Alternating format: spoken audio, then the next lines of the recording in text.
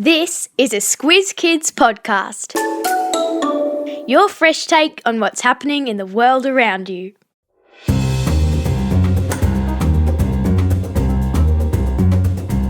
We are the Newshounds. We sniff out the truth of every news story. We scratch beneath the surface of every headline. And we will not rest until each and every kid has joined our gang. I'm Amanda Bauer. And I'm Bryce Corbett.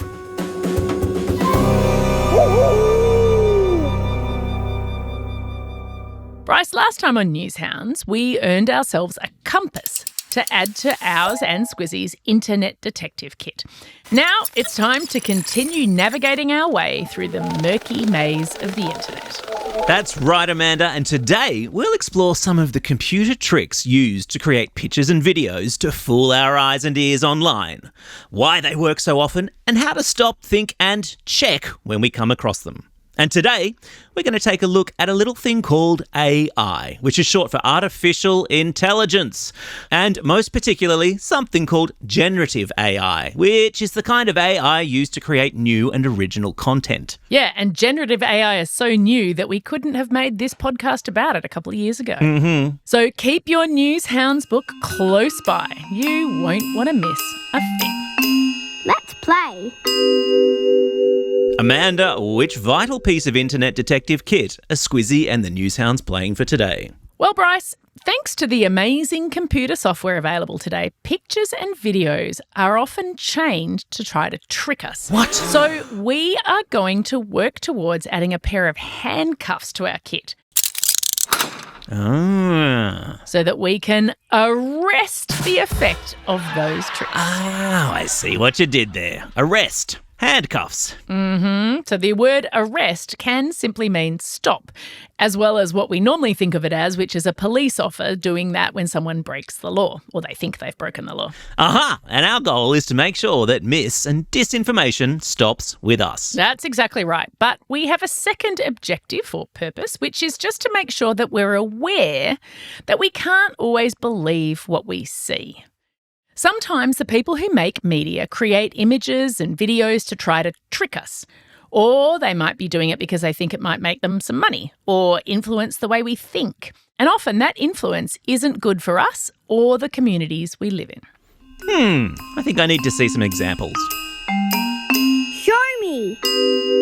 Ask and you shall receive, Bryce. Let's turn to page 31 of your classroom workbook. And tell me what you see. Oh, wow, that's pop superstar Katy Perry on the red carpet, or white carpet, as it may be. I love her new song. Now, she's all dressed up and posing on the stairs of the Met Gala in New York, it looks like, the famous event that attracts movie stars and pop stars from all over the world. Yep, well, that's certainly what it looks like, and that's certainly what hundreds of thousands of people thought when they first saw that image.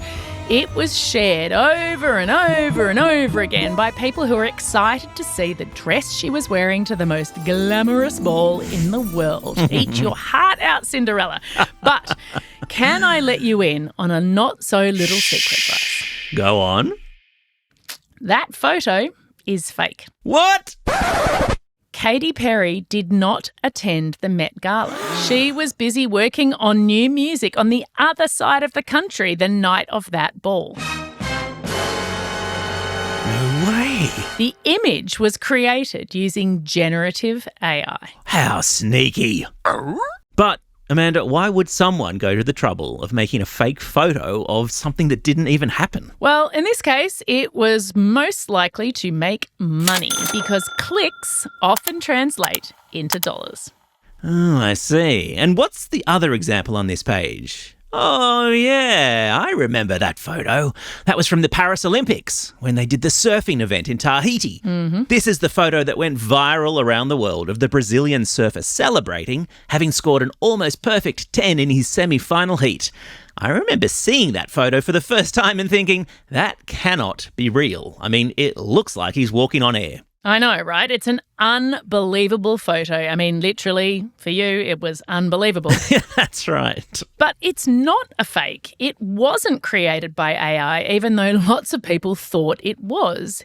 It's a real photo captured by a real photographer who just happened to be lucky enough to be in the right place at the right time.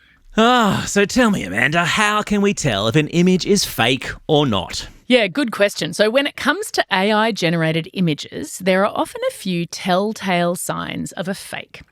Newshounds, you should be looking for patterns in the background that repeat precisely. If things like buildings or tents or a row of photographers on the red carpet are lined up too perfectly, it's sort of too good to be true, right? Another thing to look out for is shadows. In real life, we all cast a shadow, but AI-generated images often don't create the shadows to go with the image. And, Bryce, you also want to keep an eye out for mutants. I'm sorry. Mutants? What do you mean? Well, sometimes AI makes mistakes. It actually can sometimes give someone too many fingers or create a strange reflection or give people or objects sort of slightly off proportions that just make them look a little bit strange. Right. I see. But is there a way that we can put our internet detective skills to the test and investigate whether an image is real? Show me. Bryce, Google has this terrific thing called reverse image search. So you can put an image into the search engine and it will show you where else it's appeared. So that will help you check if it's AI generated or real or if it's been altered in any way. Oh, yeah. Look on page 32. Well, Bryce, we've been Newshounds for long enough now to want to stop, think and check that one, right? Mm-hmm. If you go clockwise around the page from number 1 to number 4, you'll see what I did. First, I screenshot the image, meaning that I just kind of took a picture of it on my computer. Then I went to images.google.com and I dropped that screenshot image right into the search bar. Google worked its magic and voila, look at the search results it's found. Would you look at that? All of those news stories from well-known or credible sources referring to AI-generated images. Yeah, so slowly but surely the tech companies themselves are starting to use handcuffs in their internet detective kits. But they've got their work cut out because there's just so much mis- and disinformation being created every day. Mm-hmm. Not so long ago, it was just creative, sneaky humans doing it. But now, thanks to AI, or no thanks to AI, the robots are having a go too, and they can work very quickly and they don't need to sleep. So, Bryce, I think we should let the Newshounds and their teachers have a go at this really important skill. Our turn. Okay, Newshounds, get cracking onto the next page. Either with your partner, in groups, or with your teacher. You're going to use the methods we've just talked about to try and work out whether the 4 images on page 33 are real or fake. Now, you'll need an internet connection to do a little bit of sniffing online, including some reverse image searching. If you don't all have internet-connected devices, look to your teacher and do these image searches with your teacher. Here's Squiz-E sniffing for the truth right along beside you.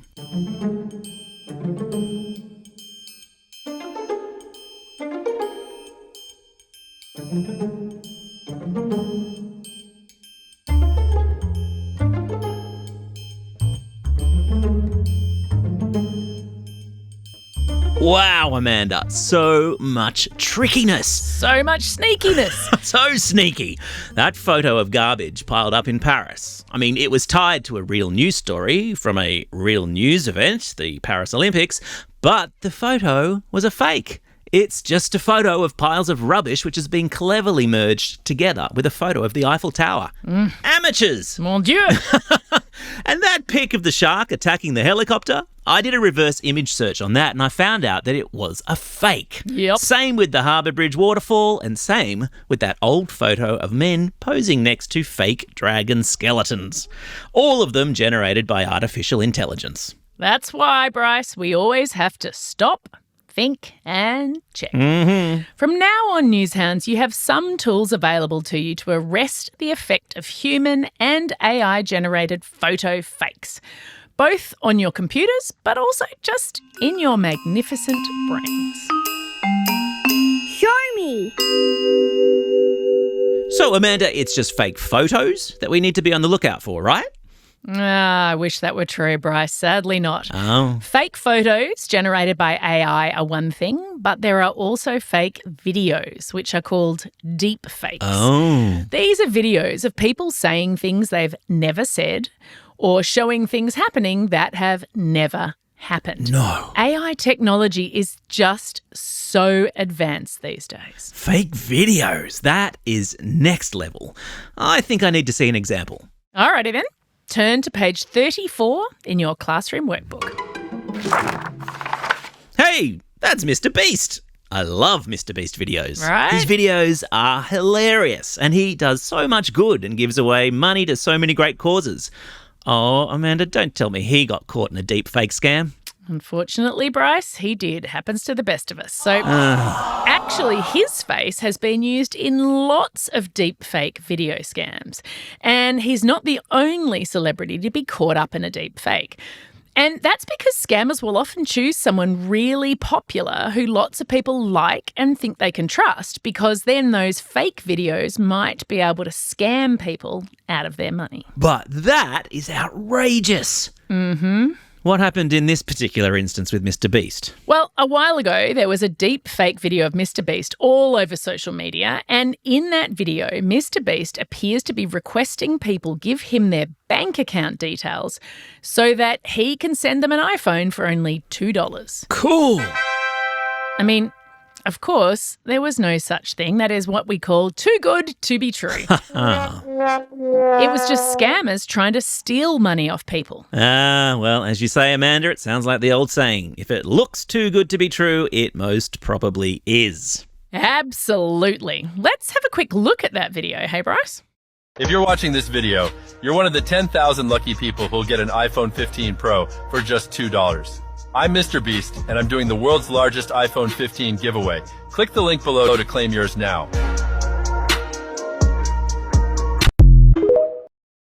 Now, Bryce, did you notice how Mr. Beast's lips aren't quite in sync with the words he's saying? That is a telltale sign of a deepfake. And as internet detectives, we should always be on the lookout for clues like that. I see. And what about that other video on page 34? Well, some of you might recognise him as Carl Stefanovic. He's the presenter of an Aussie breakfast TV show. He's a popular and trusted TV presenter. And here he is in a video that's about an offer to invest your savings and make lots of money. Let's take a look. Aussies won't have to work anymore. Elon Musk has made an amazing announcement about the new trading AI project, which is already available in Australia. Spending just 5 minutes of your time to bypass the official trading platform yield test. Over 15,000 citizens have already received thousands of dollars in payouts and continue to earn with the market leader. But hang on, Amanda. That man has an American accent and Carl is Australian. Right. And sometimes, like you were saying before, the movement of his lips don't match the words that he's saying. And his hand gestures and mannerisms are all a little bit off. Yeah, good sniffing, Newshounds. And that's because this is another deep fake. Another video made by scammers that was spread far and wide on people's Facebook pages, especially the pages of your parents and grandparents, to try to trick them out of their money. That's outrageous. And another reason to always stop, think, and check before believing everything we see online. You got it, Bryce. And, you know, sometimes this technology is always getting better, isn't it? And so it might be the case that you might not have any of those tip-offs about the lips not matching the words being said or the mannerisms not being a bit off. You still should be checking. If it's too good to be true, check if it's true. Absolutely. And Bryce, you know what? It's not just video where deepfakes are flourishing. There are more and more cases of audio deepfakes out there too. And Newshounds have to be especially wary of those. What exactly is an audio deepfake? Well, it's where the scammers copy someone's voice to trick their friends and family. No way! So I'll give you an example. Right now, there's a common scam doing the rounds where parents receive a phone call from an unknown number, but the voice on the end of the line sounds like their kid. And their kid says, Mom, I've lost my wallet. I'm in so much trouble. I need you to transfer $50 as soon as possible to my friend's bank account. Right. Now, all of that, every single part of it is fake. No way! But Amanda, how can we help out our parents and grandparents who might fall victim to these sorts of deep fakes? I mean, they're not Newshounds yet, so how can we use our newfound skills to make sure that they don't get tricked? Our turn! I am glad you asked, Newshound. So turn to page 35 and 36 of your classroom workbook and get ready for some role playing. Ooh, fun. We've given the Newshounds 2 different scenarios where one student and a partner will play the 2 different roles and act out what they might say and do in each situation. Oh, goody. My bag's being the grandma in this first scenario. I remember seeing this video on TikTok, and this grandmother genuinely believed that her favourite Hollywood actor, Robert De Niro, had sent her a personal video message and was inviting her to join his VIP club if she transferred $500 to a mysterious bank account. Time for our Newshounds to pair off and tackle both of the scenarios that you see there on that page. We'll leave you with Squiz-E's sniffing tune while you work.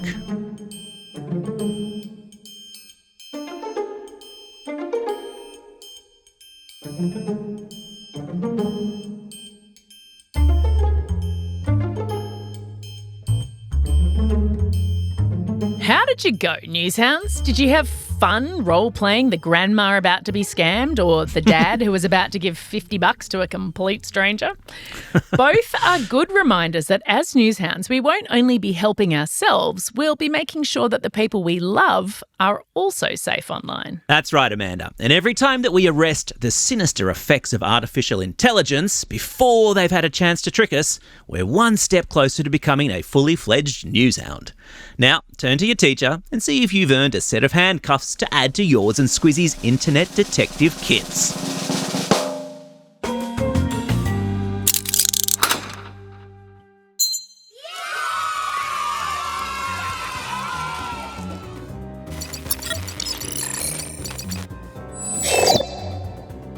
Well done, Newshounds. Next time, Bryce, we're going to delve deeper into the maze of the internet and look at other forms of media manipulation like Photoshop to see how advertisers change the way things look to make them more appealing to us or to warp the way we think about ourselves.